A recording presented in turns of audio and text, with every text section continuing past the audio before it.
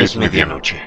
Antes del alba darán conmigo y me encerrarán en una celda negra, donde languideceré interminablemente, mientras insaciables deseos roen mis entrañas y consumen mi corazón, hasta ser al fin uno con los muertos que amo. Mi siento es la fétida fosa de una vetusta tumba, mi pupitre en vez de una lápida caída y desgastada por los siglos implacables. Mi única luz es la de las estrellas y la de una angosta media luna, aunque puedo ver tan claramente como si fuera mediodía. A mi alrededor, como sepulcrales centinelas guardando descuidadas tumbas, las inclinadas y decrépitas lápidas yacen medio ocultas por masas de nauseabunda maleza en su composición. Sobre todo, perfilándose contra el enfurecido cielo, un solemne monumento alza su austero chapitel ahusado, semejando el espectral caudillo de una horda fantasmal. El aire está enradecido por el nocivo olor de los hongos y el hedor de la húmeda tierra hermosa, pero para mí es el aroma del Eliseo. Todo es quietud, terrorífica quietud, con un silencio cuya intensidad promete lo solemne y lo espantoso. De haber podido elegir mi morada, lo hubiera hecho en alguna ciudad de carne en descomposición y huesos que se deshacen, que su proximidad brinda a mi alma escalofríos de éxtasis, acelerando la estancada sangre en mis venas, forzando a latir mi lánguido corazón con júbilo delirante, porque la presencia de la muerte es vida para mí. Mi temprana infancia fue de una larga, prosaica y monótona apatía.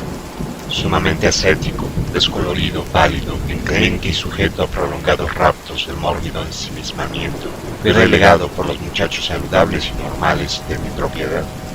Me tildaban de aguafiestas y vieja porque no me interesaban los rudos juegos infantiles que ellos practicaban, o porque no poseía el suficiente vigor para participar en ellos, de haberlo deseado.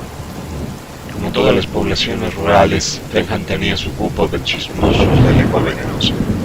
Sus imaginaciones maldicientes achacaban mi temperamento letárgico a alguna anormalidad aborrecible. Me comparaban con mis padres agitando la cabeza con ominosa duda en vista de la gran diferencia. Algunos de los más supersticiosos me señalaban abiertamente como un niño cambiado por otro, mientras que otros, que sabían algo sobre mis antepasados, llamaban la atención sobre rumores difusos y misteriosos acerca de un tío tatarabuelo que había sido quemado en la hoguera por nigromante. De haber vivido en una ciudad más grande, con mayores oportunidades para encontrar amistades, quizás hubiera superado esta temprana tendencia al aislamiento. Cuando llegué a la adolescencia, me torné un poco más sombrío, morboso y apático. Mi vida carecía de alicientes. Me parecía ser preso de algo que ofuscaba mis sentidos, trababa mi desarrollo, entorpecía mis actividades y me sumía en una inexplicable insatisfacción. Tenía 16 años cuando acudí a mi primer funeral. El sepelio en Benham era un suceso de primer orden social, ya que nuestra ciudad era señalada por la longevidad de sus habitantes. Cuando además el funeral era el de un personaje tan conocido como mi abuelo, podía asegurarse que el pueblo entero acudiría en masa para rendir el debido homenaje a su memoria. Pero yo no contemplaba la próxima ceremonia con interés ni siquiera latente. Cualquier asunto que tendiera a arrancarme de mi inercia habitual solo representaba para mí una promesa de inquietudes físicas y mentales. Cediendo ante las presiones de mis padres y tratando de hurtarme a sus cáusticas condenas sobre mi actitud poco filial, convine en acompañarles. No hubo nada fuera de lo normal en el funeral de mi abuelo, salvo la voluminosa colección de ofrendas florales. Pero esto, recuerdo, fue mi iniciación en los solemnes ritos de tales ocasiones.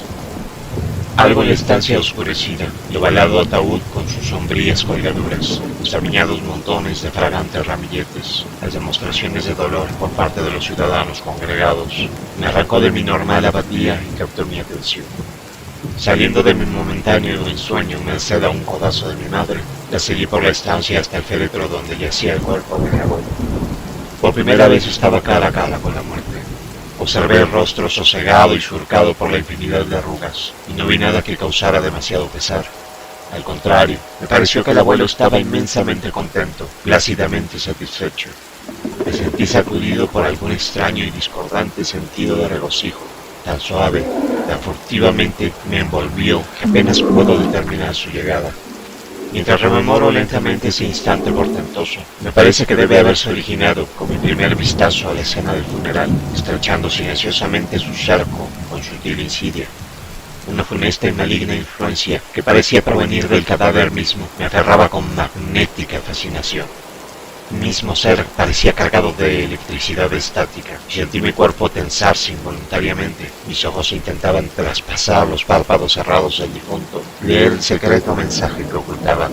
Mi corazón dio un repentino salto de júbilo impío, batiendo contra mis costillas con fuerza demoníaca, como tratando de liberarse de las acotadas paredes de mi caja torácica. Una salvaje y desenfrenada sensualidad complaciente me envolvió. Una vez más, el vigoroso codazo maternal me devolvió a la actividad. Había llegado con pies de plomo hasta el ataúd tapizado de negro. Me alejé de él con vitalidad recién descubierta.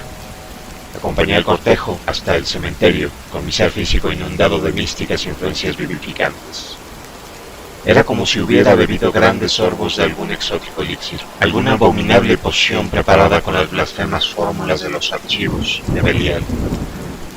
La población estaba tan volcada en la ceremonia que el radical cambio de mi conducta pasó desapercibido para todos, excepto para mi padre y mi madre. Pero en la quincena siguiente, los chismosos locales encontraron nuevo material para sus corrosivas lenguas en mi alterado comportamiento. Al final de la quincena, no obstante, la potencia del estímulo comenzó a perder efectividad.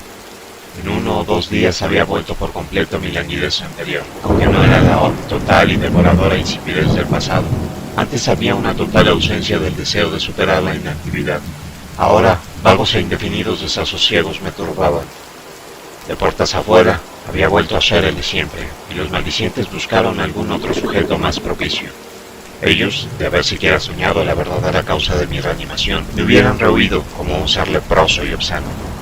Yo, de haber adivinado el execrable poder oculto tras mi corto periodo de alegría, me habría aislado para siempre del resto del mundo, pasando mis restantes años en penitente soledad.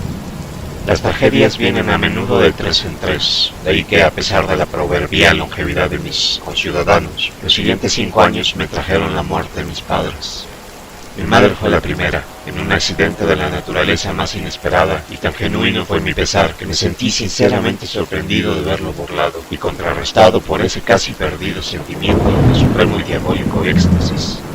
De nuevo mi corazón brincó salvajemente, otra vez latió con velocidad galopante, enviando la sangre caliente a recorrer mis venas con meteórico fervor. Sacudí de mis hombros el fatigoso manto de inacción, solo para reemplazarlo por la carga infinitamente más horrible del deseo repugnante y profano. Busqué la cámara mortuoria donde yacía el cuerpo de mi madre, con el alma sedienta de ese diabólico néctar que parecía saturar el aire de la estancia oscurecida. Cada inspiración me vivificaba, lanzándome a increíbles cotas de seráfica satisfacción. Ahora sabía que era como el delirio provocado por las drogas y de pronto pasaría, dejándome igualmente ávido de su poder maligno. Pero no podía controlar mis anhelos, más de lo que podía deshacer los nudos gordianos que ya enmarañaban la madeja de mi destino.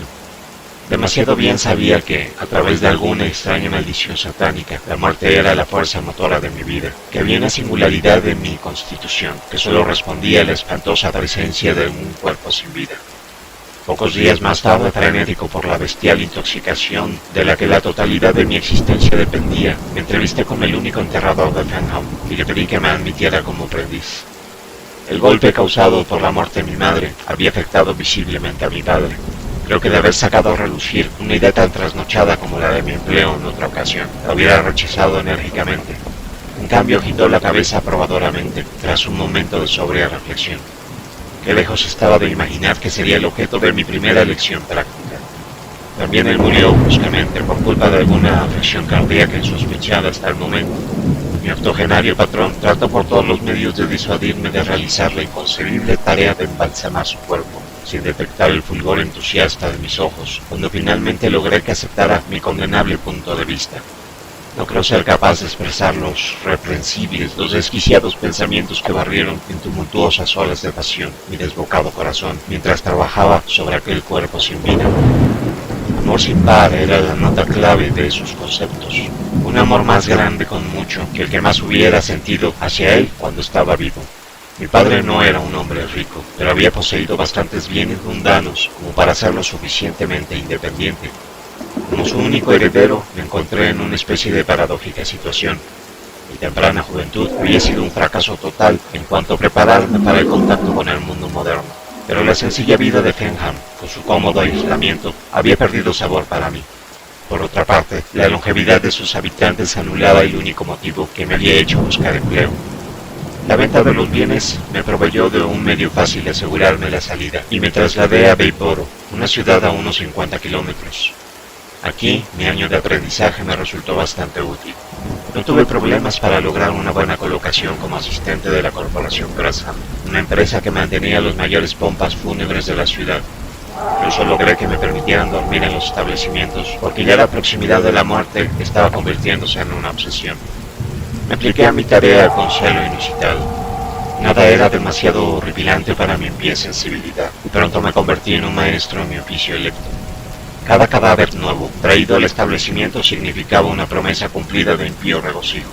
Irreverentes gratificaciones, una vuelta de arrebatador tumulto de las arterias que transformaba mi hosco trabajo en devota dedicación, aunque cada satisfacción carnal tiene su precio. Llegué a odiar los días que no traían muertos en los que refocilarme, y rogaba a todos los dioses obscenos de los abismos inferiores para que diera rápida y segura muerte a los residentes de la ciudad. Llegaron entonces las noches en que una sigilosa figura se deslizaba subrepticiamente por las tenebrosas calles de los suburbios. Noches negras como boca de lobo, cuando la luna de la medianoche se ocultaba tras pesadas nubes bajas. Era una furtiva figura que se camuflaba con los árboles y lanzaba esquivas miradas sobre su espalda, una silueta empeñada de alguna misión maligna. Tras una de las noches de merodeo, los periódicos matutinos pudieron vocear a su clientela ávida de sensaciones, los detalles de un crimen de pesadilla. Columna tras columna de ansioso morbo sobre abominables atrocidades, párrafo tras párrafo de soluciones imposibles, sospechas contrapuestas y extravagantes. Con todo, yo sentía una suprema sensación de seguridad, pues, ¿quién por un momento recelaría que un empleado de pompas fúnebres, donde la muerte presumiblemente ocupa los asuntos cotidianos, abandonaría sus indescriptibles deberes para arrancar a sangre fría la vida de sus semejantes? Planeaba cada crimen con astucia demoníaca, variando el método de mis asesinatos para que nadie lo supusiera obra de un solo par de manos ensangrentadas.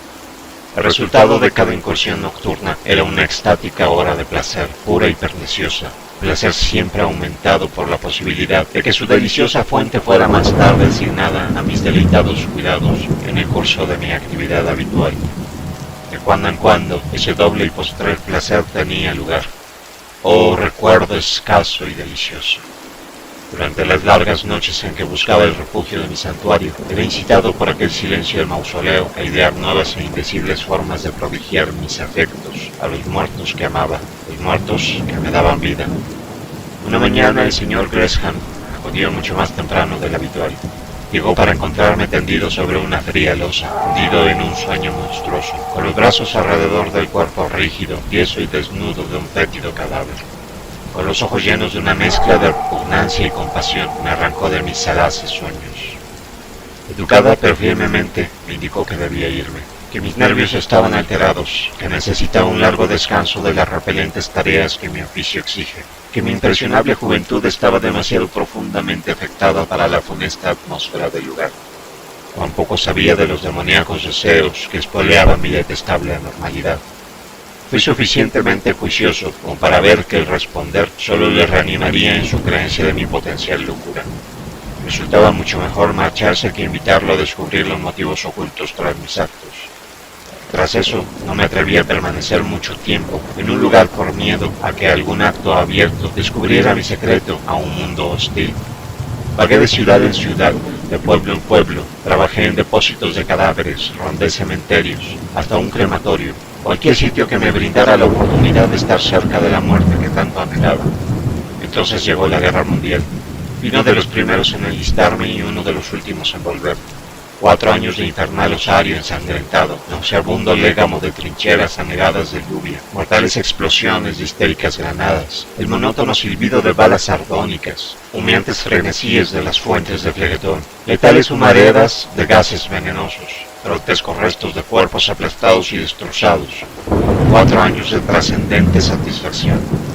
En cada vagabundo hay una latente necesidad de volver a los lugares de su infancia. Unos pocos meses más tarde me encontré recorriendo los familiares y apartados caminos de Fenham. Deshabitadas y ruinosas granjas se alineaban junto a las cunetas, mientras que los años habían deparado un retroceso igual en la propia ciudad. Apenas había un puñado de casas ocupadas, aunque entre ellas estaba la que una vez yo consideraba mi hogar.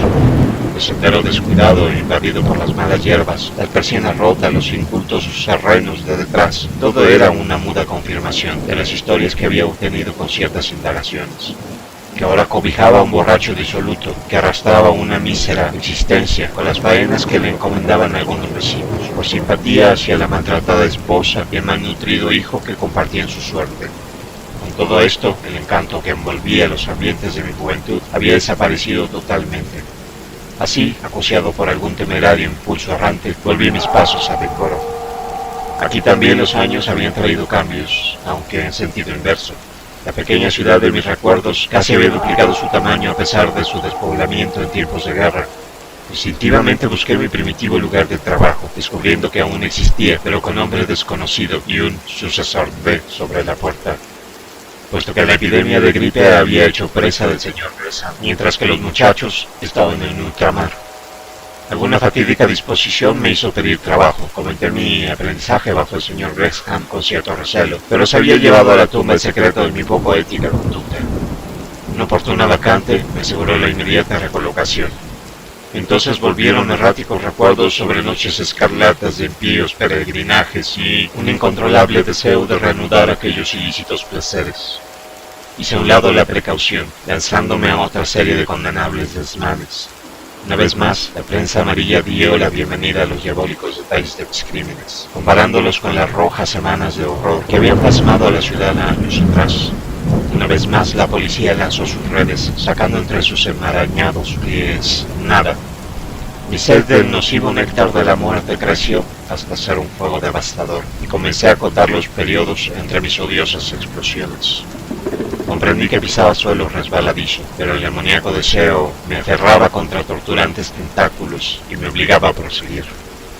Durante todo este tiempo, mi mente estaba volviéndose progresivamente insensible a cualquier otra influencia que no fuera la satisfacción de mis enloquecidos anhelos. Dejé deslizar en alguna de esas maléficas escapadas pequeños detalles de vital importancia para identificarme.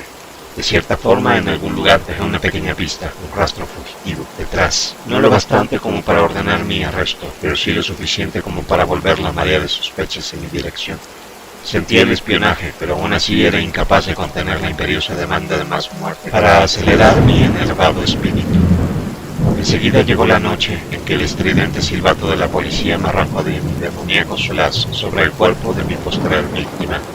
Con una ensangrentada navaja todavía firmemente asida, con un ágil movimiento cerré la hoja y la guardé en el bolsillo de mi chaqueta.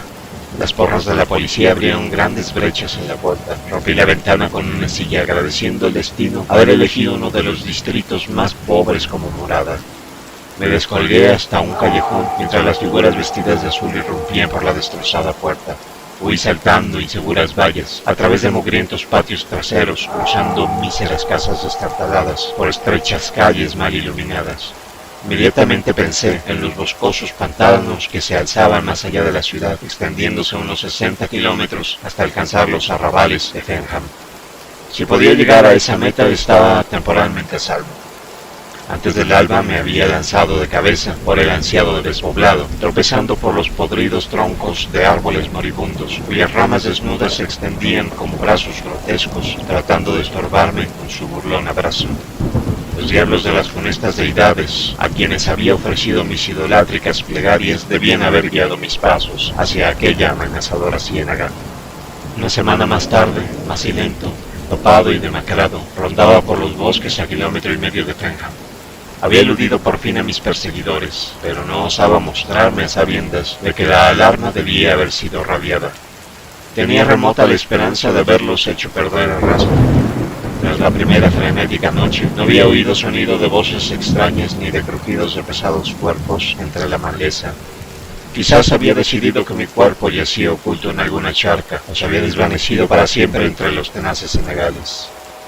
El hambre roía mis tripas con agudas punzadas, y la sed había dejado mi garganta agotada y reseca. Pero con mucho, lo peor era el insoportable hambre de mi famélico espíritu, hambre del estímulo que solo encontraba en la proximidad de los muertos. Las ventanas de mi nariz temblaban con dulces recuerdos. No podía engañarme demasiado con el pensamiento de que tal deseo era un simple capricho de la imaginación. Sabía que era parte integral de la vida misma, que sin ella me apagaría como una lámpara vacía. Reuní todas mis restantes energías para aplicarme en la tarea de satisfacer mi inocuo apetito. A pesar del peligro que implicaban mis movimientos, me adelanté a explorar, cortoneando las protectoras sombras como un fantasma obsceno. Una vez más sentí la extraña sensación de ser guiado por algún invisible acólito de Satanás. Y aún mi alma, endurecida por el pecado, se agitó durante un instante al encontrarme ante el domicilio natal, el lugar de mi retiro de juventud. Luego, esos inquietantes recuerdos pasaron. En su lugar llegó el ávido abrumador deseo. Tras las podridas cercas de esa vieja casa guardaba mi presa. Un momento más tarde había alzado una de las destrozadas ventanas y me había deslizado por el alféizar. Escuché durante un instante, con los sentidos alerta y los músculos listos para la acción. El silencio me recibió. Con pasos felinos recorrí las familiares estancias, hasta que unos ronquidos estertóreos me indicaron el lugar donde encontraría remedio a mis sufrimientos. Me permitió un vistazo de éxtasis anticipado mientras franqueaba la puerta de la alcoba. Como una pantera me acerqué a la tendida forma sumida en el esbor de la embriaguez. La mujer y el niño, ¿dónde estarían? Bueno, podían esperar. Mis engarfados dedos se deslizaron hacia su garganta. Horas más tarde volví a ser el fugitivo, pero una renovada fortaleza robada era mía. 3 silenciosos cuerpos dormían para no despertar. No fue hasta que la brillante luz del día invadió mi escondrijo que visualicé las inevitables consecuencias de la temeraria obsesión de alivio. En ese tiempo los cuerpos debían haber sido descubiertos. Aún el mal obtuso de los policías rurales seguramente relacionaría la tragedia con mi huida de la ciudad vecina. Además, por primera vez, había sido lo bastante descuidado como para dejar alguna prueba tangible de identidad, las huellas dactilares en las gargantas de mis recientes víctimas. Durante todo el día temblé preso de aprensión nerviosa. El simple chasquido de una ramita seca bajo mis pies conjuraba inquietantes imágenes mentales. Esa noche, al amparo de la oscuridad protectora, bordé Effingham y me interné en los bosques de más allá.